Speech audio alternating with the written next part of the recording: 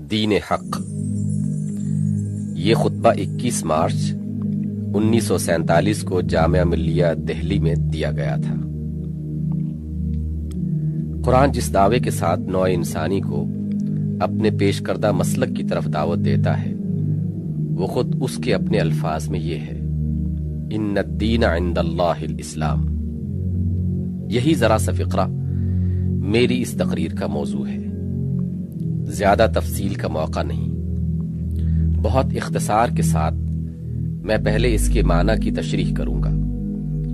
جس سے یہ واضح ہو جائے گا کہ اس فقرہ میں دراصل کس چیز کا دعویٰ کیا گیا ہے۔ پھر اس سوال پر بحث کروں گا کہ یہ دعویٰ تسلیم کیا جانا چاہیے یا نہیں، اور آخر میں یہ بیان کروں گا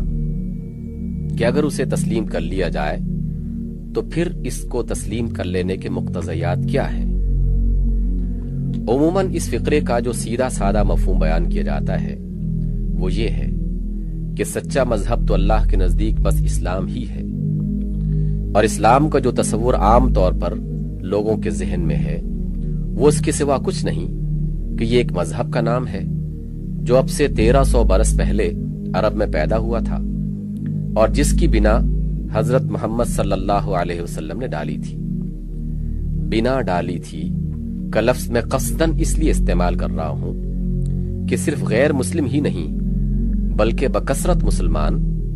اور اچھے خاصے ذی علم مسلمان بھی حضرت محمد صلی اللہ علیہ وسلم کو بانی اسلام کہتے اور لکھتے ہیں۔ گویا ان کے نزدیک اسلام کی ابتدا آن حضرت صلی اللہ علیہ وسلم ہی سے ہوئی، اور آپ ہی اس کے بانی فاؤنڈر ہیں۔ لہٰذا جب ایک غیر مسلم قرآن کا مطالعہ کرتے ہوئے اس فقرے پر پہنچتا ہے تو وہ یہ گمان کر کے سرسری طور پر اس سے گزر جاتا ہے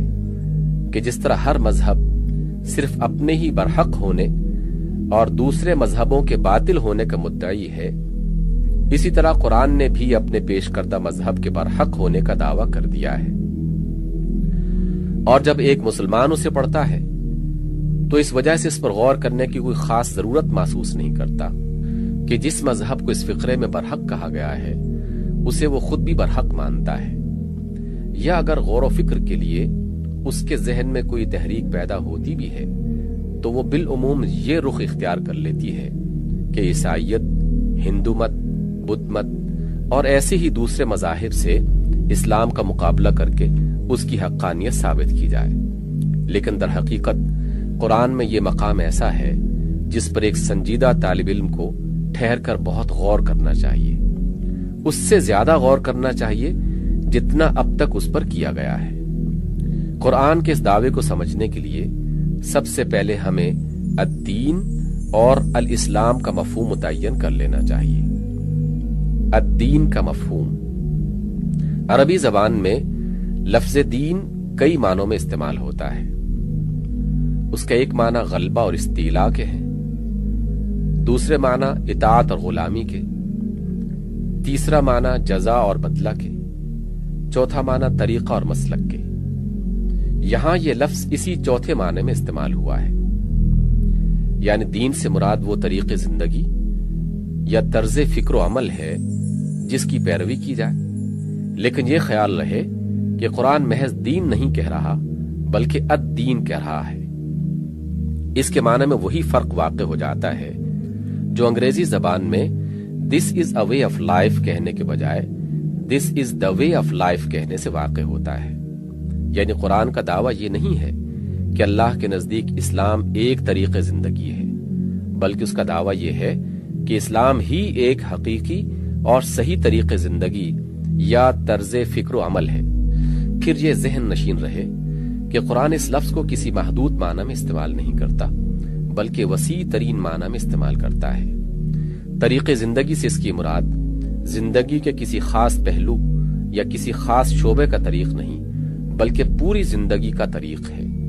الگ الگ ایک ایک شخص کی انفرادی زندگی ہی کا طریق نہیں بلکہ بحیثیت مجموعی سوسائٹی کا طریق بھی ہے۔ ایک خاص ملک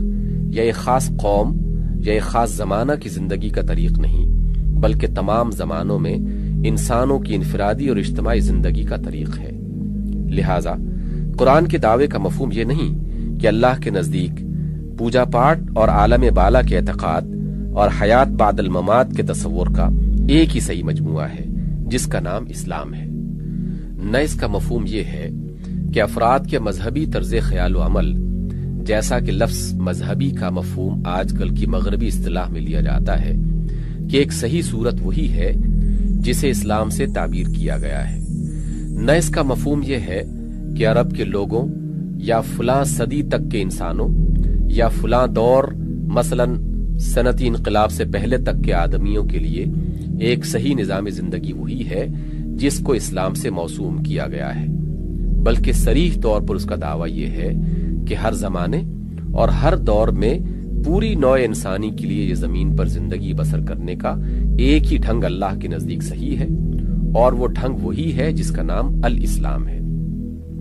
مجھے یہ سن کر بڑا تعجب ہوا کہ ایشیا اور یورپ کے درمیان کسی مقام پر قرآن کی کوئی نئی تفسیر کی گئی ہے جس کے روح سے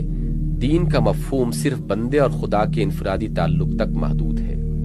اور تمدن و ریاست کے نظام سے اس کا کوئی علاقہ نہیں۔ یہ تفسیر اگر خود قرآن سے اخذ کی گئی ہے تو یقیناً بڑی دلچسپ چیز ہوگی، لیکن میں نے 18 سال تک قرآن کا جو تحقیقی مطالعہ کیا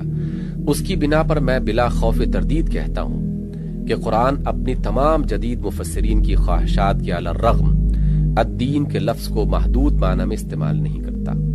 بلکہ اس سے تمام زمانوں کے تمام انسانوں کے لیے ان کی پوری زندگی کا نظام فکر و عمل مراد لیتا ہے۔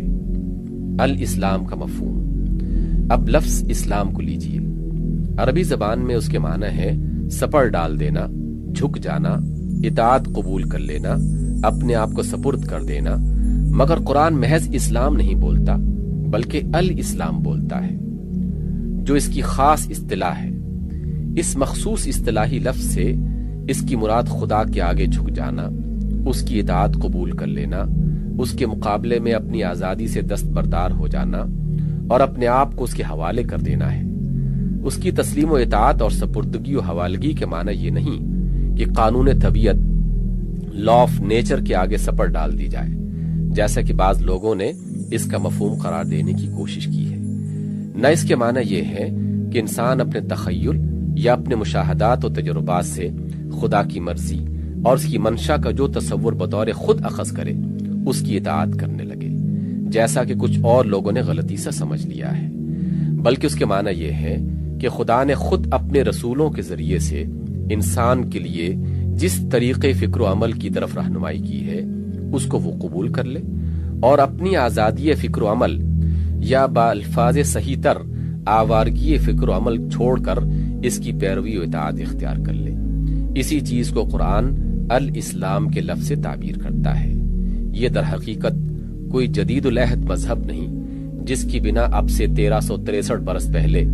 عرب میں محمد صلی اللہ علیہ وسلم نے ڈالی ہو، بلکہ جس روز پہلی مرتبہ اس کرۂ زمین پر اسلام کا ظہور ہوا اسی روز خدا نے انسان کو بتا دیا تھا کہ تیرے لیے صرف یہ الاسلام ہی ایک صحیح طرز عمل ہے۔ اس کے بعد دنیا کے مختلف گوشوں میں وقتاً فوقتاً جو بھی پیغمبر آئے خدا کی طرف سے انسانوں کی رہنمائی کے لیے وہ مامور ہوئے تھے، ان سب کی دعوت بھی بلا استثناء اسی الاسلام کی طرف رہی، جس کی طرف بالآخر محمد صلی اللہ علیہ وسلم نے دنیا کو دعوت دی۔ یہ اور بات ہے کہ موسیٰ علیہ السلام کے پیرووں نے بعد میں بہت سی مختلف چیزوں کی آمیزش کر کے ایک نظام یہودیت کے نام سے، اور مسیح علیہ السلام کے پیرووں نے ایک دوسرا نظام مسیحیت کے نام سے، اور اسی طرح ہندوستان، ایران، چین اور دوسرے ممالک کے پیغمبروں کی امتوں نے مختلف مخلوط و مرکب نظامات دوسرے ناموں سے بنا لیے ہوں، لیکن موسیٰ اور مسیح اور دوسرے تمام معروف و غیر معروف انبیاء علیہم السلام جس دین کی دعوت دینے آئے تھے وہ خالص اسلام کا تھا، نہ کہ کچھ اور۔ قرآن کا دعویٰ کیا ہے؟ اس تشریح کے بعد قرآن کا دعویٰ بالکل صاف اور واضح طور پر ہمارے سامنے آ جاتا ہے۔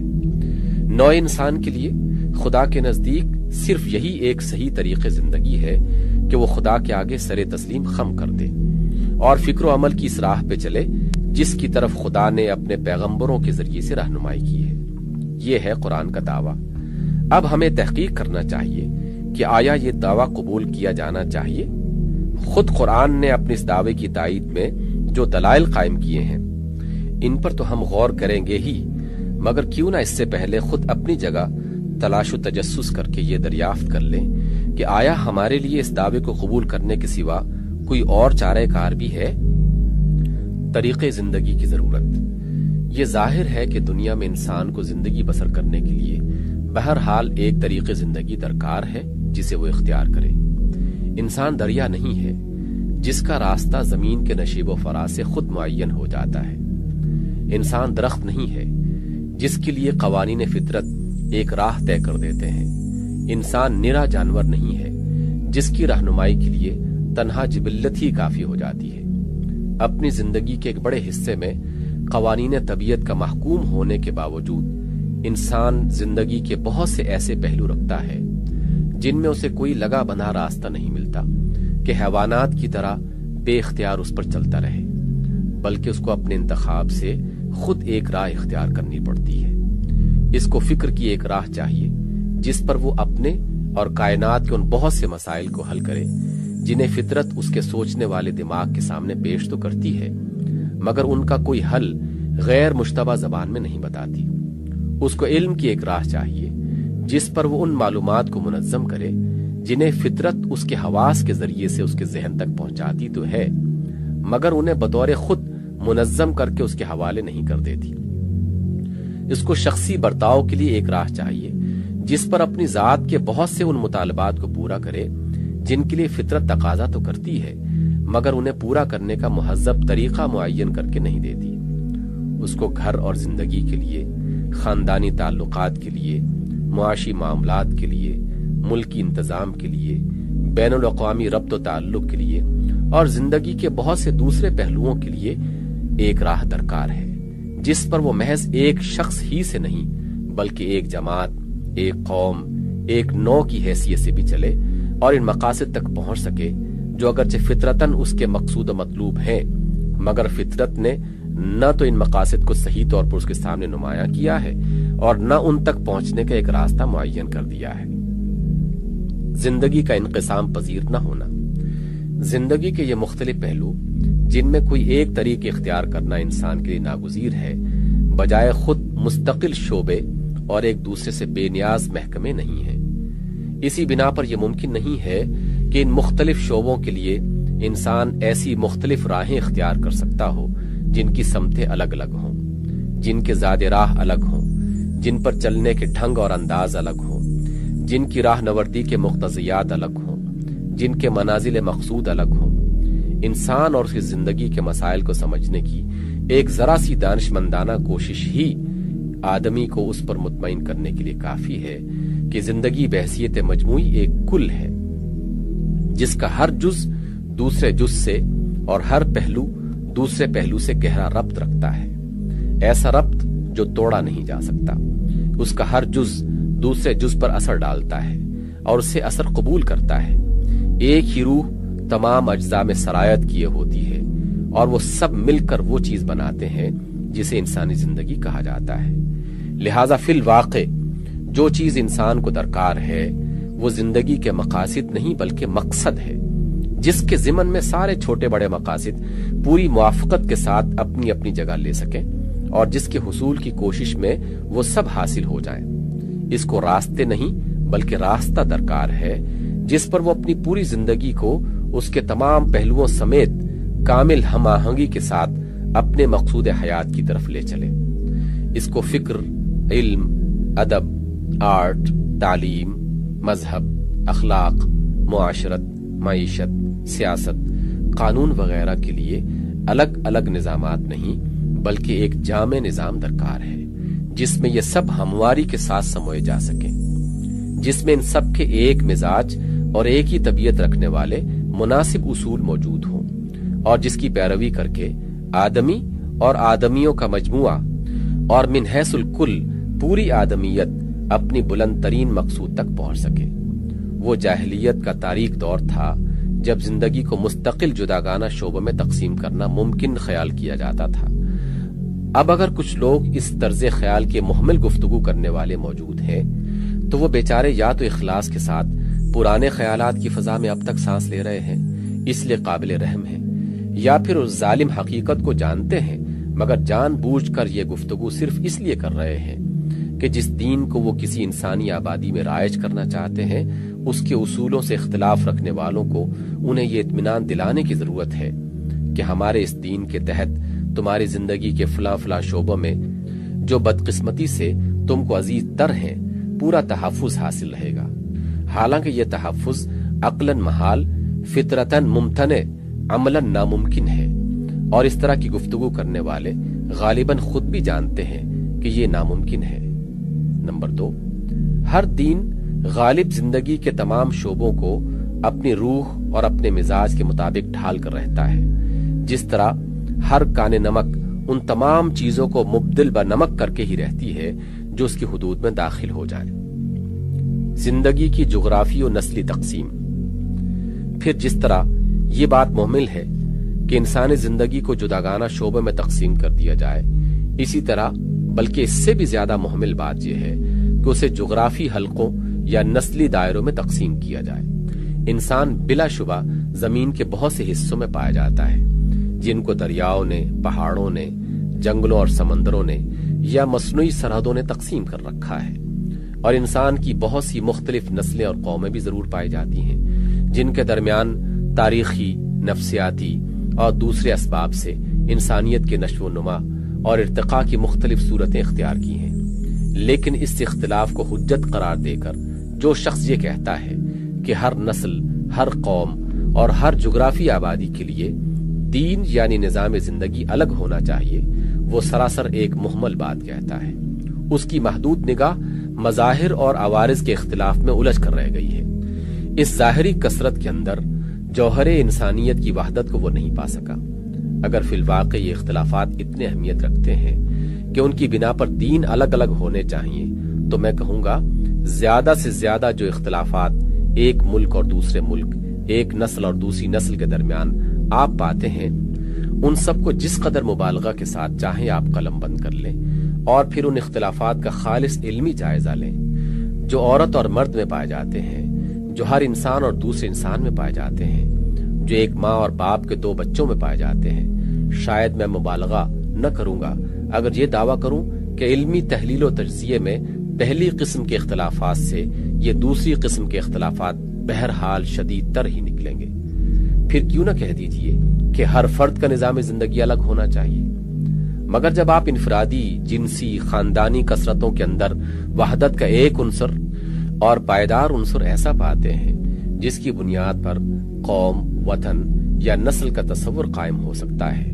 اور اس تصور کی بنا پر ایک قوم یا ایک ملک کی کثیر آبادی کے لیے ایک نظام زندگی ممکن ہونا خیال کیا جاتا ہے، تو آخر کس چیز نے آپ کو روک دیا ہے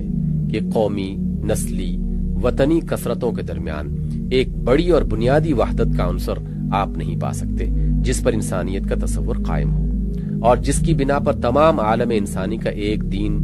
یا نظام زندگی ہونا ممکن خیال کیا جائے؟ کیا یہ واقع نہیں ہے کہ تمام جغرافی، نسلی اور قومی اختلافات کے باوجود اصل بنیادی امور میں سب انسان بالکل یکساں ہیں؟ کیا وہ قوانین طبی یکساں نہیں ہیں جن کے تحت انسان دنیا میں زندگی بسر کر رہا ہے؟ کیا وہ نظام جسمانی یکساں نہیں ہے جس پر انسان کی تخلیق ہوئی ہے؟ کیا وہ خصوصیات یکساں نہیں ہیں جن کی بنا پر انسان دوسری موجودات سے الگ ایک مستقل نوع قرار پاتا ہے؟ کیا وہ فطری داعیات اور مطالبات یکساں نہیں ہیں جو اس کے اندر ودیت کیے گئے ہیں؟ کیا وہ قوتیں یکساں نہیں ہیں جن کے مجموعے کو ہم نفس انسانی کہتے ہیں؟ اور کیا بنیادی طور پر وہ تمام طبعی، نفسیاتی، تاریخی، تمدنی اور معاشی عوامل بھی یکساں نہیں ہیں جو انسانی زندگی میں کار فرما ہیں؟ اگر یہ واقعہ ہے کہ ان تمام امور میں سب انسانوں کے درمیان یکسانی پائی جاتی ہے، تو پھر یقیناً ان اصولوں کو بھی جو انسان بحیثیت انسان کی فلاح کے لیے صحیح ہوں عالمگیر ہونا چاہیے۔ ان کے قومی یا نسلی یا وطنی ہونے کی کوئی وجہ نہیں۔ قومیں اور نسلیں ان اصولوں کے تحت اپنی خصوصیات کا اظہار اور جزوی طور پر اپنے معاملات زندگی کا بندوبست مختلف طریقوں سے کر سکتی ہے، اور ان کو ایسا کرنا چاہیے، مگر انسان کو انسان ہونے کے ناطے سے جس صحیح دین یا نظام زندگی کی ضرورت ہے وہ بہرحال ایک ہی ہونا چاہیے۔ عقل یہ باور کرنے سے انکار کرتی ہے کہ جو چیز ایک قوم کے لیے حق ہو وہ دوسری قوم کے لیے باطل ہو جائے، اور جو ایک قوم کے لیے باطل ہو وہ دوسری قوم کے لیے حق ہو جائے۔ زندگی کی زمانی تقسیم، ان محملات اور جدید زمانہ کے عالمانہ محملات میں سے ایک اور بات جو حقیقت کے اعتبار سے محمل ترین ہے مگر حقیقت ہے کہ یقینیت کے پورے وثوق کے ساتھ پیش کی جاتی ہے، انسانی زندگی کی زمانی تقسیم ہے۔ یعنی کہا جاتا ہے کیونکہ زندگی کے مسائل و معاملات ہر دور میں بدل جاتے ہیں اور نظام زندگی کا حق یا باطل ہونا سراسر ان مسائل و معاملات ہی کی نوعیت پر منحصر ہے۔ یہ بات اسی انسانی زندگی کے متعلق کہی جاتی ہے جس کے ساتھ ارتقاء کی گفتگو بھی کی جاتی ہے، جس کی تاریخ میں کارفرما قوانین بھی تلاش کیے جاتے ہیں، جس کے گزشتہ تجربات سے حال کے لیے سبق اور مستقبل کے لیے احکام بھی مستنبط کیے جاتے ہیں، اور وہ جس کے لیے انسانی فطرت نام ایک چیز بھی ثابت کی جاتی ہے۔ میں پوچھتا ہوں کہ آپ کے پاس کوئی ایسا آلہ پیمائش ہے جس سے آپ نوع انسانی کی اس مسلسل تاریخی حرکت کے درمیان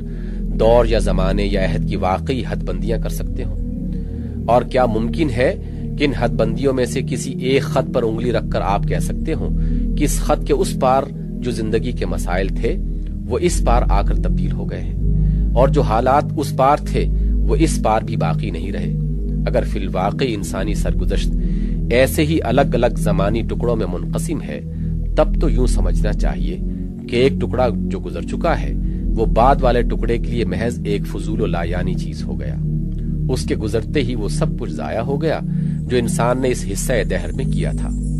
اس زمانے میں جو تجربات انسان کو ہوئے وہ بعد والے زمانے کے لیے کوئی سبق اپنے اندر نہیں رکھتے، کیونکہ وہ حالات و مسائل ہی فنا ہو گئے جن میں انسان نے بعض طریقوں کا، بعض اصولوں کا، بعض قدروں کے لیے سعی و جہد کا تجربہ کیا تھا۔ پھر یہ ارتقاء کی گفتگو کیوں؟ یہ قوانین حیات کی تلاش کس لیے؟ یہ تاریخی استنباط کس بنا پر؟ جب آپ ارتقاء کا نام لیتے ہیں تو لامحالہ یہ اس بات کو متضمن ہے کہ وہاں کوئی چیز ضرور ہے جو تمام تغیرات کا موضوع بنتی ہے اور ان تغیرات کے اندر اپنے آپ کو باقی رکھتے ہوئے پیہم حرکت کرتی ہے۔ جب آپ قوانین حیات پر بحث کرتے ہیں تو یہ اس بات کو مستلزم ہے کہ ان ناپائیدار حالات میں، ان رواں دواں مظاہر میں، ان بننے اور بگڑنے والی صورتوں میں کوئی پائیدار اور زندہ حقیقت بھی ہے جو اپنی ایک ذاتی فطرت اور اپنے کچھ مستقل قوانین بھی رکھتی ہے۔ جب آپ تاریخی استنباط کرتے ہیں تو اس کا معنی یہ ہے کہ تاریخ کے ان طول و طویل رستے پر جو مسافر مختلف مرحلوں سے گزرتا ہوا آ رہا ہے اور منزلوں پر منزلیں طے کرتا چلا آ رہا ہے، وہ خود اپنی کوئی شخصیت اور اپنا کوئی مستقل مزاج رکھتا ہے جس کے متعلق یہ حکم لگایا جا سکتا ہے کہ وہ مخصوص طور پر کام کرتا ہے، ایک وقت میں بعض چیزوں کو قبول کرتا ہے اور دوسرے وقت میں انہیں رد کر دیتا ہے اور بعض دوسری چیزوں کا تقاضا کرتا ہے۔ یہ زندہ حقیقت ہے، یہ پائیدار موضوع تغیرات، یہ شاہراہ تاریخ کا مستقل مسافر وہی تو ہے جس سے آپ راستے کی منزلوں اور ان میں پیش آنے والے حالات اور ان سے پیدا ہونے والے مسائل پر گفتگو شروع کرتے ہیں، تو اس گفتگو میں ایسے کھوئے جاتے ہیں کہ خود مسافر آپ کو یاد نہیں رہتا۔ کیا یہ سچ ہے کہ منزلیں اور ان کے حالات اور ان کے مسائل بدل جانے سے مسافر اور اس کی حقیقت بھی بدل جاتی ہے؟ ہم تو یہ دیکھتے ہیں کہ ابتدائی آفرینش سے آج تک اس کی ساخت بالکل نہیں بدلی، اس کے عناصر ترکیبی وہی ہیں، اس کے فطرت کے تقاضے وہی ہیں، اس کی صفات و خصوصیات وہی ہیں، اس کے رجحانات و میلانات وہی ہیں، اس کی قوتیں اور صلاحیتیں وہی ہیں، اس کی کمزوریاں اور قابلیتیں وہی ہیں، اس پر کارفرمائی کرنے والی قوتیں وہی ہیں، اور اس کا کائناتی ماحول بھی وہی ہے۔ ان میں سے کسی چیز میں بھی ابتدائی آفرینش سے آج تک ذرا برابر فرق نہیں آیا۔ کوئی شخص یہ دعویٰ کرنے کی جرت نہیں کر سکتا کہ تاریخ کے دوران میں حالات اور ان سے پیدا ہونے والے مسائل زندگی کے تغیر سے خود انسانیت بھی بدلتی چلی آئی ہے، یا وہ بنیادی چیزیں بھی متغیر ہوتی رہی ہیں جو انسانیت کے ساتھ وابستہ ہیں۔ پھر جب حقیقت یہ ہے کہ اس دعوے میں کیا وزن ہو سکتا ہے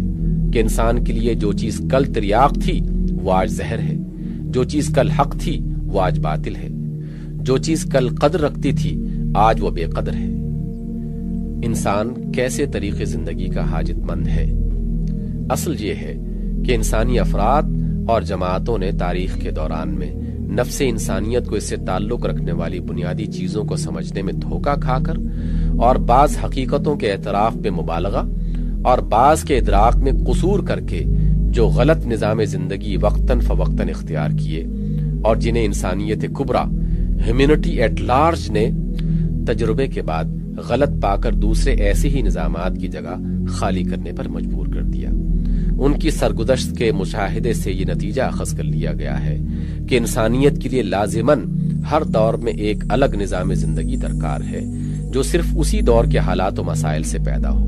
اور انہی کو حل کرنے کی کوشش کرے۔ حالانکہ زیادہ صحت کے ساتھ اس سرگزشت سے اگر کوئی نتیجہ اخذ کیا جا سکتا ہے تو وہ یہ ہے کہ اس قسم کے زمانی اور دوری نظامات زندگی یا بالفاظ دیگر موسمی حشرات الارض کو بار بار آزمانے اور ہر ایک کی ناکامی کے بعد اس کے بعد دوسرے جانشین کا تجربہ کرنے میں انسانیت کبریٰ کا وقت ضائع ہوتا ہے،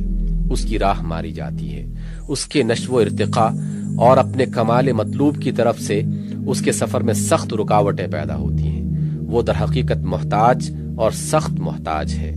ایسے نظام زندگی کی جو خود اس کو اس سے تعلق رکھنے والی تمام حقیقتوں کو جان کر عالمگیر، دائمی اور پائیدار اصولوں پر قائم کیا جائے، جسے لے کر وہ حال و مستقبل کے تمام متغیر حالات سے بخیریت گزر سکے، ان سے پیدا ہونے والے مسائل کو حل کر سکے اور زندگی کے راستے پر افتاں و خیزہ نہیں بلکہ رواں اور دواں اور اپنی منزل مقصود کی طرف بڑھ سکے۔ کیا انسان ایسا نظام خود بنا سکتا ہے؟ یہ ہے اس دین یا طریق زندگی یا نظام زندگی کی نوعیت جس کا انسان حاجت مند ہے۔ اب ہمیں یہ دیکھنا چاہیے کہ اگر انسان خدا کی مدد سے بے نیاز ہو کر خود اپنے لیے اس نوعیت کا ایک دین بنانا چاہے تو کیا وہ اس کوشش میں کامیاب ہو سکتا ہے؟ میں آپ کے سامنے یہ سوال پیش نہ کروں گا کہ آیا انسان اب تک ایسا دین خود بنانے میں کامیاب ہوا ہے، کیونکہ اس کا جواب تو قطعاً نفی میں ہے۔ خود وہ لوگ بھی جو آج بڑے بلند بانگ دعووں کے ساتھ اپنے اپنے دین پیش کر رہے ہیں اور ان کے لیے ایک دوسرے سے لڑ مر رہے ہیں، یہ دعویٰ نہیں کر سکتے کہ ان میں سے کسی کا پیش کردہ دین ان ضرورتوں کو پورا کرتا ہے جن کے لیے انسان من حیث الانسان ایک الدین کا محتاج ہے۔ کسی کا دین نسلی و قومی ہے، کسی کا جغرافی، کسی کا طبقاتی اور کسی کا دین پیدا ہی اس دور کے تقاضوں سے ہوا ہے جو ابھی کل ہی گزر چکا ہے۔ رہا وہ دور جو کل آنے والا ہے، اس کے حالات و مسائل کے متعلق کوئی پیشگی نہیں کہا جا سکتا کہ ان میں بھی وہ کام دے سکے گا یا نہیں، کیونکہ جو دور اب گزر رہا ہے ابھی تو اسی کے تاریخی تقاضوں کا جائزہ لینا باقی ہے۔ اس لیے میں سوال یہ نہیں کر رہا کہ انسان ایسا دین بنانے میں کامیاب ہوا ہے یا نہیں، بلکہ یہ میں کہہ رہا ہوں کہ کامیاب ہو سکتا ہے یا نہیں۔ یہ ایک نہایت اہم سوال ہے جس سے سرسری طور پر بحث کرنا مناسب نہیں۔ یہ انسانی زندگی کے فیصلہ کن سوالات میں سے ایک ہے، اس لیے پہلے خوب اچھی طرح سمجھ لیجئے کہ وہ چیز کیا ہے جسے وضع کرنے کا سوال درپیش ہے، اور اس شخص کی قابلیتیں کیا ہیں جس کے متعلق پوچھا جا رہا ہے کہ وہ اس کو وضع کر سکتا ہے یا نہیں۔ الدین کی نوعیت۔ انسان کے لیے جس الدین کی ضرورت میں نے ابھی ثابت کی ہے، اس سے مراد کوئی ایسا تفصیلی ضابطہ نہیں جس میں ہر زمانے اور ہر قسم کے حالات کے لیے تمام چھوٹے بڑے جزیات تک مرتب ہوں، اور جس کی موجودگی میں انسان کا کام صرف اس کے مطابق عمل کرنا ہو، بلکہ دراصل اس سے مراد ایسے ہماگیر ازلی و ابدی اصول ہے جو تمام حالات میں انسان کی رہنمائی کر سکے، اس کی فکر و نظر، سعی و جہد اور پیش قدمی کے لیے صحیح رخ متعین کر سکے، اور اسے غلط تجربات میں وقت اور محنت اور قوت ضائع کرنے سے بچا سکے۔ اس غرض کے لیے سب سے پہلی ضرورت یہ ہے کہ انسان کو اس بات کا علم، قیاس و گمان نہیں بلکہ علم ہو کہ اس کی اور کائنات کی حقیقت کیا ہے اور اس کائنات میں اس کی حیثیت کیا ہے۔ پھر وہ اس بات کے جاننے کا، سمجھ بیٹھنے کا نہیں بلکہ جاننے کا حاجت مند ہے کہ آیا زندگی بس یہی دنیا کی زندگی ہے یا یہ پوری زندگی کا ایک ابتدائی حصہ ہے؟ آیا سفر بس پیدائش سے لے کر موت تک کی مسافت کا ہے یا یہ پورے سفر میں سے محض ایک مرحلہ ہے؟ پھر اس کے لیے ناگزیر ہے کہ ایک ایسا مقصد زندگی اس کے لیے متعین ہو جو حقیقت کے اعتبار سے نہ کہ محض خواہش کی بنا پر واقعی حیات انسانی کا مقصود ہو، جس کے لیے دراصل انسان پیدا کیا گیا ہو، اور جس کے ساتھ ہر فرد،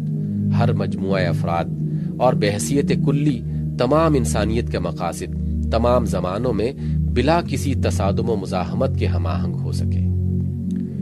پھر اس کو اخلاق کے ایسے پختہ اور ہماگیر اصولوں کی ضرورت ہے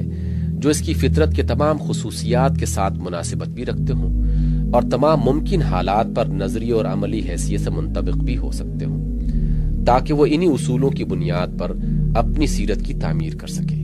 انہی کی رہنمائی میں سفر زندگی کی ہر منزل میں پیش آنے والے مسائل کو حل کر سکے، اور کبھی اس خطرے میں مبتلا نہ ہو کہ تغیر پذیر حالات و مسائل کے ساتھ اس کے اخلاقی اصول ٹوٹتے اور بنتے چلے جائیں اور وہ محض ایک بے اصولہ اور نرا ابن الوقت بن کے رہ جائے۔ پھر اس کو تمدن کے لیے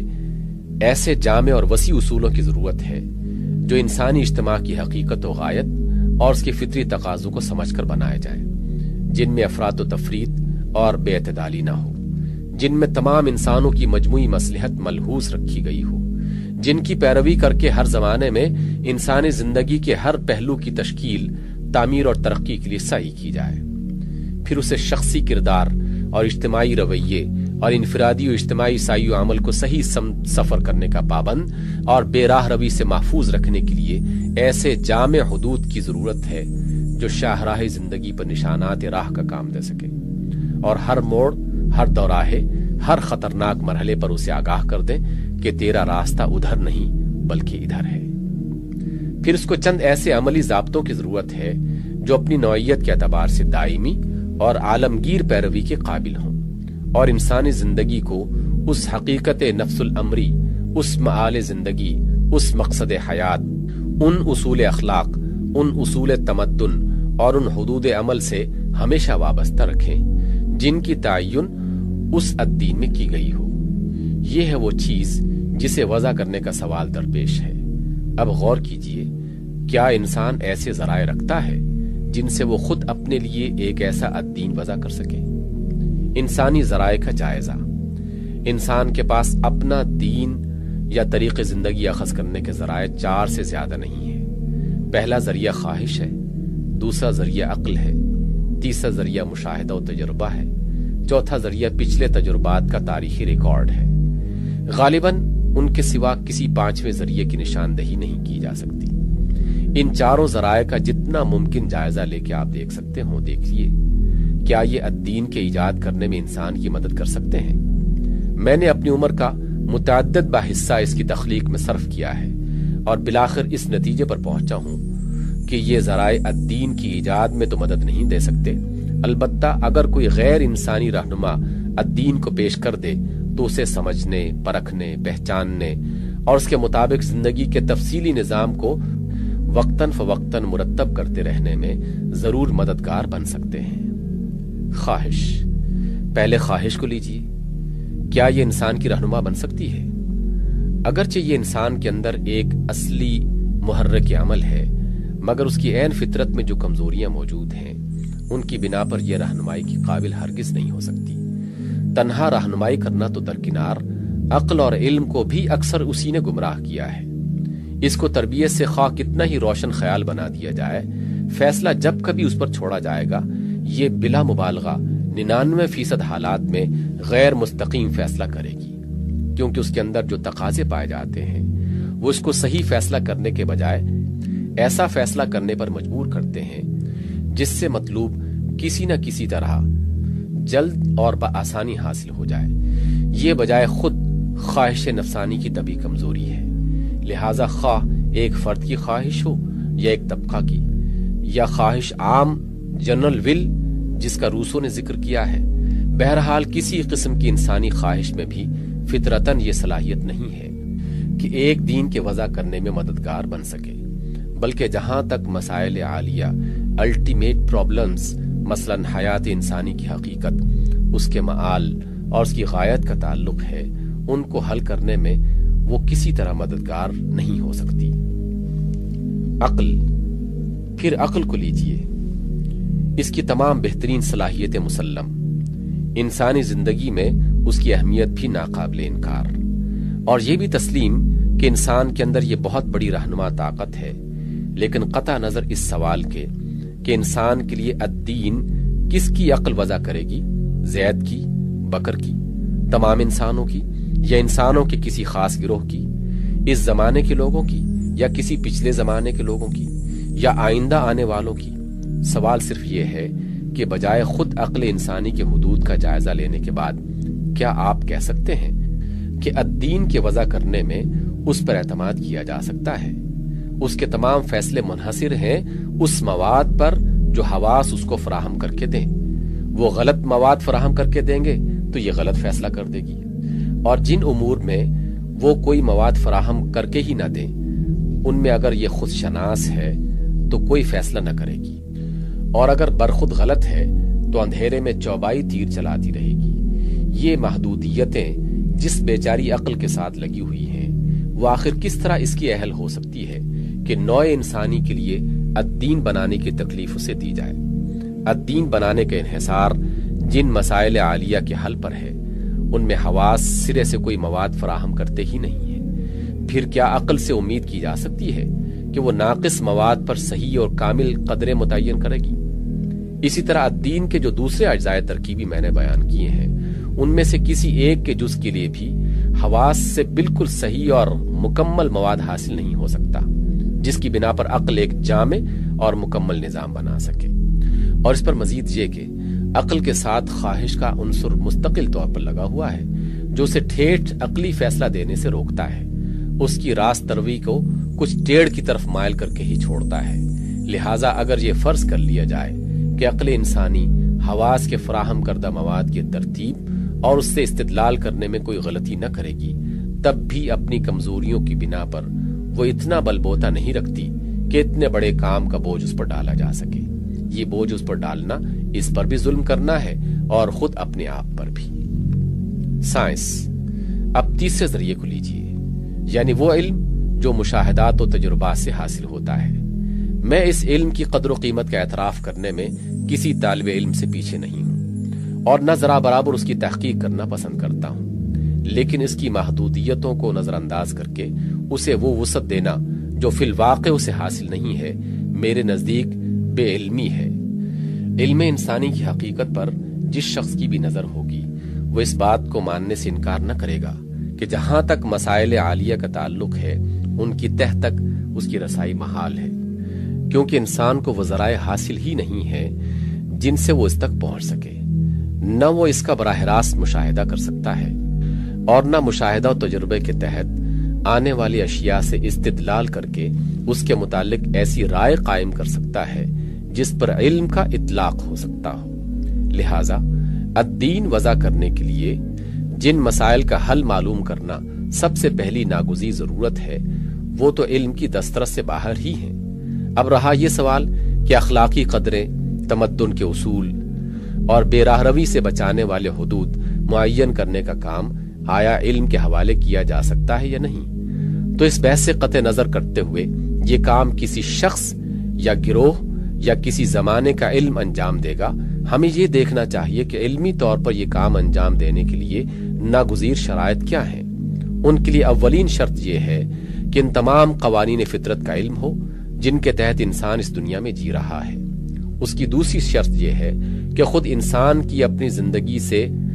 جو علوم تعلق رکھتے ہیں وہ مکمل ہو۔ اس کے لیے تیسری شرط یہ ہے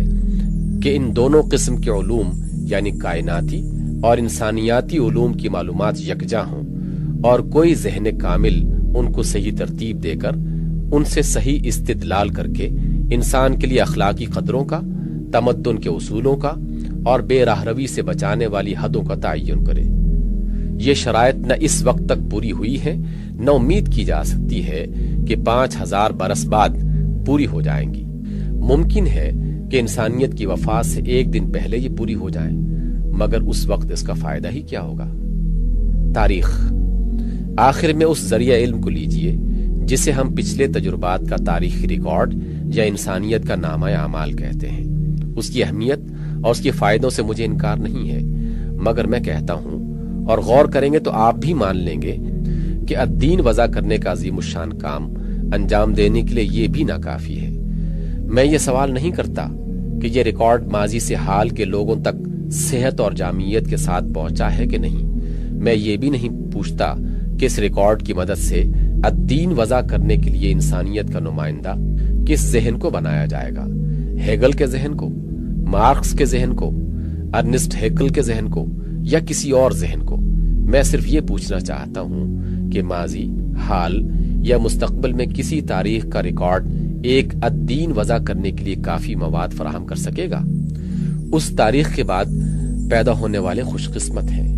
باقی رہے اس سے پہلے گزر جانے والے تو ان کا بس اللہ ہی حافظ۔ مایوس کن نتیجہ۔ یہ مختصر اشارات جو میں نے کیے ہیں، مجھے توقع ہے کہ ان میں کوئی علمی یا استدلالی غلطی نہیں کی ہے، اور اگر انسان کے ذرائع کا یہ جائزہ جو میں نے لیا ہے صحیح ہے تو پھر ہمیں کوئی چیز اس یقین تک پہنچنے سے باز نہیں رکھ سکتی کہ انسان اپنے لیے کوئی کچا پکا، غلط سلط،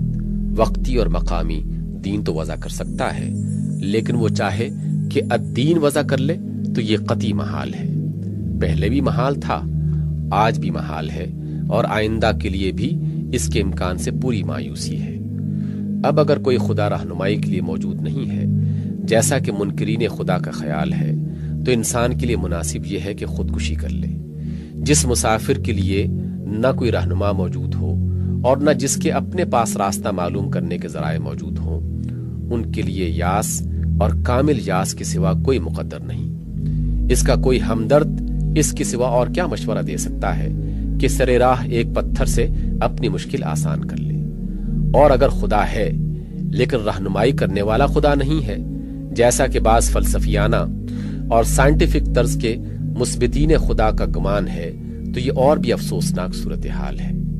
جس خدا نے موجودات عالم کی بقا و نشو و نما کے لیے ہر اس چیز کی فراہمی کا انتظام کیا ہے جس کی ضرورت کا تصور کیا جا سکتا ہے، لیکن ایک نہیں کیا تو صرف انسان کی اس سب سے بڑی ضرورت کا انتظام جس کے بغیر پوری نو کی زندگی غلط ہوئی جاتی ہے۔ اس کی بنائی ہوئی دنیا میں رہنا ایک مصیبت ہے، ایک ایسی مصیبت جس سے بڑھ کر کسی دوسری مصیبت کا تصور ممکن نہیں۔ آپ غریبوں اور مفلسوں، بیماروں اور زخمیوں، مظلوموں اور دکھی جنتاؤں کی مصیبت پر کیا روتے ہیں؟ روئیے اس پوری نو کی مصیبت پر جو اس بیچارگی کے عالم میں چھوڑ دی گئی ہے کہ بار بار غلط تجربہ کر کے ناکام ہوتی ہے، ٹھوکریں کھا کر گرتی ہے، پھر اٹھ چلتی ہے تاکہ پھر ٹھوکر کھائے۔ ہر ٹھوکر پر ملک کے ملک اور قوموں کی قومیں تباہ ہوتی چلی جاتی ہیں۔ اس غریب کو اپنے مقصد زندگی تک کی خبر نہیں ہے، کچھ نہیں جانتی کہ کاہے کے لیے سعی و عمل کرے اور کس ڈھنگ پر چلے۔ یہ سب کچھ وہ خدا دیکھ رہا ہے جو اسے زمین پر وجود میں لایا ہے، مگر وہ بس پیدا کرنے سے مطلب رکھتا ہے، رہنمائی کی پرواہ نہیں کرتا۔ امید کی ایک ہی کرن۔ اس تصویر کے برعکس قرآن ہمارے سامنے صورتحال کا ایک دوسرا نقشہ پیش کرتا ہے۔ وہ کہتا ہے کہ خدا محض پیدا ہی کر دینے والا نہیں بلکہ رہنمائی کرنے والا بھی ہے۔ اس نے موجودات عالم میں سے ہر چیز کو وہ ہدایت بخشی ہے جو اس کی فطرت کے لحاظ سے اس کی ضروری ہے۔ الذی اعطى كل شيء خلقه ثم هدى۔ اگر اس کا ثبوت چاہو تو جس چیونٹی، جس مکھی، جس مکڑی کو چاہو پکڑ کے دیکھ لو۔ جو خدا ان مخلوقات کی رہنمائی کر رہا ہے وہی خدا انسان کی بھی رہنمائی کرنے والا ہے۔ لہٰذا انسان کے لیے صحیح طریقہ کار یہی ہے کہ خود سری چھوڑ کر اس کے آگے سر تسلیم خم کر دے، اور جس جامع اور مکمل نظام زندگی یا الدین کی ہدایت اس نے اپنے پیغمبروں کے ذریعے سے بھیجی ہے اس کی پیروی اختیار کر لے۔ دیکھیے، ایک طرف تو وہ نتیجہ ہے جو انسان کی قوتوں اور اس کے ذرائع کا بے لاگ جائزہ لینے سے ہم کو حاصل ہوتا ہے، اور دوسری طرف قرآن کا یہ دعویٰ ہے۔ ہمارے لیے اس کی سوا کوئی چارہ کار نہیں ہے کہ یا تو اس دعوے کو قبول کر لیں یا پھر اپنے آپ کو مایوسی اور اس مایوسی کے حوالے کر دیں جس کے اندھیرے میں کہیں برائے نام بھی امید کی کوئی کرن نظر نہیں آتی۔ دراصل صورتحال یہ ہے ہی نہیں کہ الدین حاصل ہونے کے دو وسیلے موجود ہوں اور سوال یہ ہو کہ ہم ان میں سے کس وسیلے سے مدد لیں۔ اصلی صورتحال یہ ہے کہ الدین جس وسیلے سے ہم کو مل سکتا ہے وہ صرف ایک ہے، اور انتخاب کا سوال صرف اس امر میں ہے کہ آیا ہم اس تنہا وسیلے سے مدد لیں یا اس کی دستگیری کا فائدہ اٹھانے کے بجائے تاریکی میں بھٹکتے پھرنے کو ترجیح دیں۔ قرآن کے دلائل۔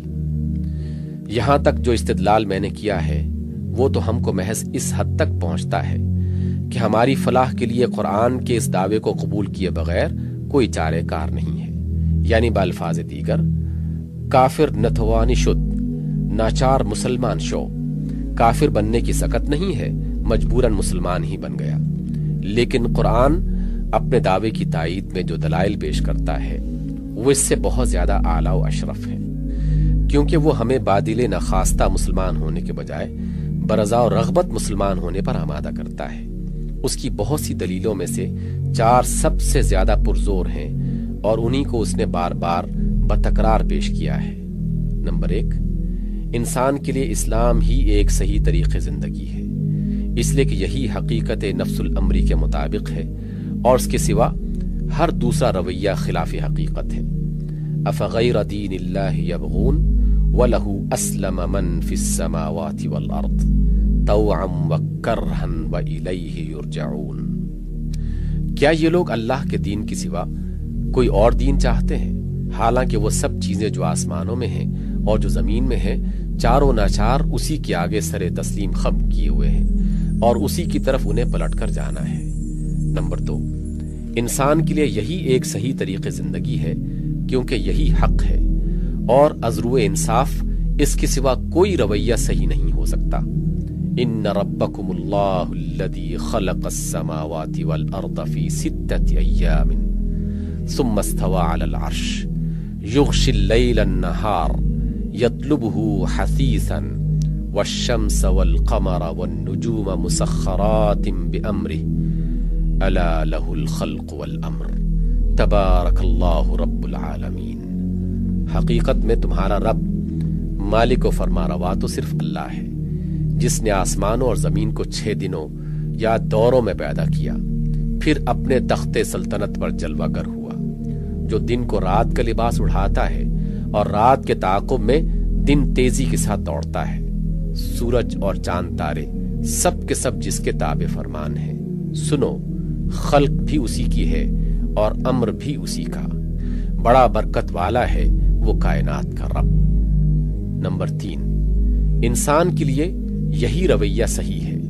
کیونکہ تمام حقیقتوں کا صحیح علم صرف خدا ہی کو ہے اور بے خطا ہدایت وہی کر سکتا ہے۔ ان اللہ لا يخفى علیہ شیء فی الارض ولا فی السماء۔ در حقیقت اللہ سے نہ زمین کی کوئی چیز چھپی ہوئی ہے اور نہ آسمان کی۔ یعلم ما بین ایدیہم وما خلفہم ولا يحیطون بشیء من علمہ الا بما شاء۔ جو کچھ لوگوں کے سامنے ہے اسے بھی وہ جانتا ہے اور جو کچھ ان سے اوجھل ہے وہ بھی اس کے علم میں ہے، اور لوگ اس کی معلومات میں سے کسی چیز پر حاوی نہیں ہو سکتے بجز ان چیزوں کے جن کا علم وہ خود ان کو دینا چاہے۔ قل ان ھدی اللہ ھو الھدی، اے پیغمبر کہہ دو کہ اصلی ہدایت صرف خدا ہی کی ہدایت ہے۔ نمبر 4، انسان کے لیے یہی ایک راہ راست ہے کیونکہ اس کے بغیر عدل ممکن نہیں۔ اس کے سوا جس راہ پر بھی انسان چلے گا وہ بالآخر ظلم ہی کی طرف جائے گی۔ وَمَن يَتَعَدَّ حُدُودَ اللَّهِ فَقَدْ ظَلَمَ نَفْسَهُ، جو اللہ کی مقرر کردہ حدوں سے تجاوز کرے اس نے اپنے اوپر آپ ظلم کیا۔ وَمَن لَّمْ يَحْكُم بِمَا أَنزَلَ اللَّهُ فَأُولَٰئِكَ هُمُ الظَّالِمُونَ، جو اللہ کی نازل کردہ ہدایت کے مطابق فیصلہ نہیں کرتے وہی ظالم ہیں۔ یہ دلائل ہیں جن کی بنا پر معقول انسان کے لیے لازم ہے کہ وہ اللہ کے آگے سر تسلیم خم کر دے اور ہدایت کے لیے اسی کی طرف رجوع کرے۔ خدائی ہدایت کے پرکھنے کا معیار۔ اب آگے بڑھنے سے پہلے میں ایک سوال کا جواب دینا ضروری سمجھتا ہوں جو لازماً اس مرحلے پر پہنچ کر ہر شخص کے دل میں پیدا ہوتا ہے اور اپنی تحقیق کے دوران میں خود میرے دل میں بھی پیدا ہو چکا ہے۔ وہ سوال یہ ہے کہ کیا ہم ہر اس شخص کی بات مان لیں جو ایک دن ہمارے سامنے اس دعوے کے ساتھ پیش کر دے کہ یہ خدا کی طرف سے ہے۔ اگر ایسا نہیں ہے تو آخر ہمارے پاس وہ کیا معیار ہے جس سے ہم انسانی ساخت کے دین اور خدائی ہدایت کے دین میں فرق کر سکیں؟ اس کا جواب اگرچہ بڑی مفصل تحقیقی بحث چاہتا ہے، مگر میں یہاں مختصر اشاروں میں وہ 4 بڑے معیار بیان کروں گا جو انسانی فکر اور خدائی فکر کو ممیز کرتے ہیں۔ انسانی فکر کی پہلی خصوصیت یہ ہے کہ اس میں علم کی غلطی اور محدودیت کا اثر لازماً پایا جاتا ہے۔ اس کے برعکس خدائی فکر میں غیر محدود علم اور صحیح علم کی شان بالکل نمایاں ہوتی ہے۔ جو چیز خدا کی طرف سے ہوگی اس میں آپ ایسی کوئی چیز نہیں پا سکتے کہ وہ کبھی کسی زمانے میں کسی ثابت شدہ علمی حقیقت کے خلاف ہو، یا جس کے متعلق یہ ثابت کیا جا سکے کہ اس کے مصنف کی نظر سے حقیقت کا فلاں پہلو اوجھل رہ گیا۔ مگر اس معیار تحقیق کو استعمال کرتے ہوئے یہ بات نہ بھول جائیے کہ علم اور علمی قیاس اور نظریہ علمی میں بڑا فرق ہے۔ ایک وقت میں جو علمی قیاسات اور علمی نظریات دماغوں پر چھائے ہوتے ہیں، اکثر غلطی سے ان کو علم سمجھ لیا جاتا ہے، حالانکہ ان کے غلط ہونے کا بھی اتنا ہی امکان ہوتا ہے جتنا ان کے صحیح ہونے کا۔ تاریخ علم میں ایسے بہت کم قیاسات اور نظریات کی نشاندہی کی جا سکتی ہے جو بالآخر علم ثابت ہوئے ہیں۔ انسانی فکر کی دوسری بڑی کمزوری نقطۂ نظر کی تنگی ہے۔ اس کے برخلاف خدائی فکر میں وسیع ترین نقطۂ نظر پایا جاتا ہے۔ جب آپ خدائی فکر سے نکلی ہوئی کسی چیز کو دیکھیں گے تو آپ کو ایسا محسوس ہوگا کہ جیسے اس کا مصنف ازل سے ابد تک دیکھ رہا ہے، پوری کائنات کو دیکھ رہا ہے، تمام حقیقتوں کو بیک نگاہ دیکھ رہا ہے۔ اس کے مقابلے میں بڑے بڑے فلسفی اور مفکر کی فکر بھی ایک بچے کی فکر محسوس ہوگی۔ انسانی فکر کا تیسرا اہم خاصہ یہ ہے کہ اس میں حکمت و دانش جذبات و خواہشات کے ساتھ ساتھ کہیں نہ کہیں ساز باز اور مصلحت کرتی نظر آتی ہے۔ بخلاف اس کے خدائی فکر میں بے لاگ حکمت اور خالص دانشمندی کی شان اتنی نمایاں ہوتی ہے کہ اس کے احکام میں کہیں آپ جذباتی جھکاؤ کی نشاندہی نہیں کر سکتے۔ انسانی فکر کی ایک اور کمزوری یہ ہے کہ جو نظام زندگی وہ خود تصنیف کرے گا اس میں جانبداری، انسان اور انسان کے درمیان غیر عقلی امتیاز اور غیر عقلی بنیادوں پر ہی ترجیح، بعض علی بعض کا عنصر لازماً پایا جائے گا، کیونکہ ہر انسان کی کچھ ذاتی دلچسپیاں ہوتی ہیں جو بعض انسانوں کے ساتھ وابستہ ہوتی ہیں اور بعض کے ساتھ وابستہ نہیں ہوتی۔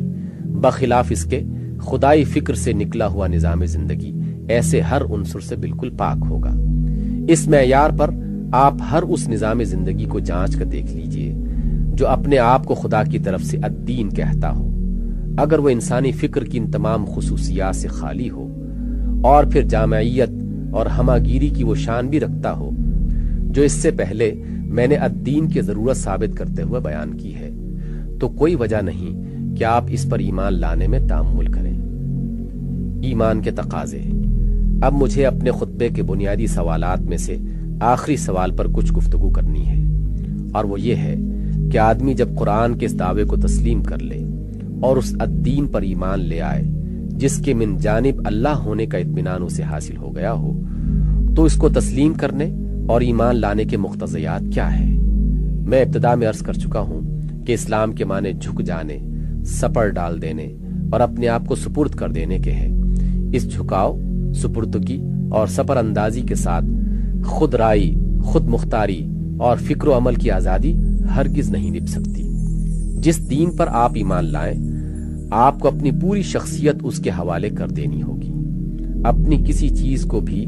آپ اس کی پیروی سے مستثنا نہیں کر سکتے۔ ایمان کا تقاضا یہ ہے کہ وہ آپ کے دل اور دماغ کا دین ہو،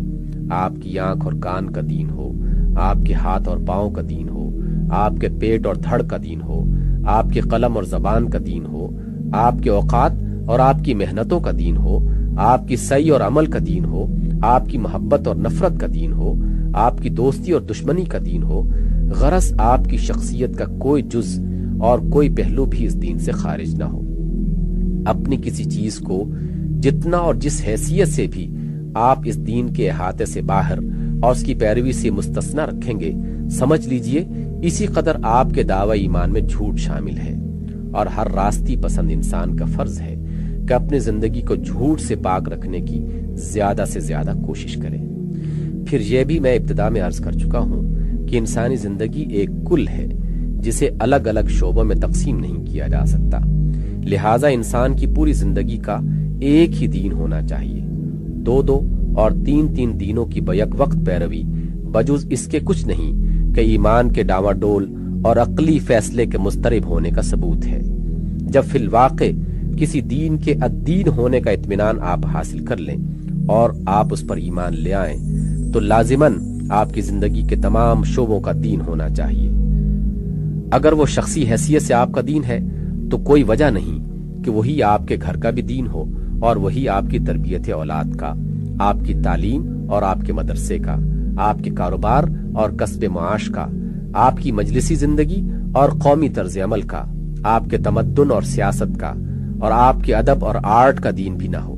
جس طرح یہ بات محال ہے کہ ایک ایک موتی اپنی جگہ تو موتی ہو، مگر جب تسبیح کے رشتے میں بہت سے موتی منظم ہوں تو سب مل کر دانہ نخر نہ بن جائیں۔ اسی طرح یہ بات بھی میرے دماغ کو اپیل نہیں کرتی کہ انفرادی حیثیت سے تو ہم ایک دین کے پیرو ہوں، مگر جب اپنی زندگی کو منظم کریں تو اس منظم زندگی کا کوئی پہلو اس دین کی پیروی سے مستثنا رہ جائے۔ ان سب سے بڑھ کر ایمان کا اہم ترین تقاضا یہ ہے کہ جس دین کے الدین ہونے پر آپ ایمان لائیں اس کی برکتوں سے اسے اپنے ابنائے نو کو بہرمند کرنے کی کوشش کریں، اور آپ کی تمام سعی و جہد کا مرکز و محور یہ ہو کہ یہی الدین تمام دنیا کا دین ہو جائے۔ جس طرح حق کی فطرت یہ ہے کہ وہ غالب ہو کر رہنا چاہتا ہے، اسی طرح حق پرستی کی بھی یہ عین فطرت ہے کہ وہ حق کو جان لینے کے بعد اسے غالب کرنے کی سعی کیے بغیر چین نہیں لے سکتی۔ جو شخص دیکھ رہا ہو کہ باطل ہر طرف زمین اور اس کے باشندوں پر چھایا ہوا ہے، اور پھر یہ منظر اس کے اندر کوئی بے کلی، کوئی چبھن، کوئی تڑپ پیدا نہیں کرتا، اس کے دل میں اگر حق پرستی ہے بھی تو سوئی ہوئی ہے، اسے فکر کرنی چاہیے کہ نیند کا سکوت کہیں موت کے سکوت میں تبدیل نہ ہو جائے۔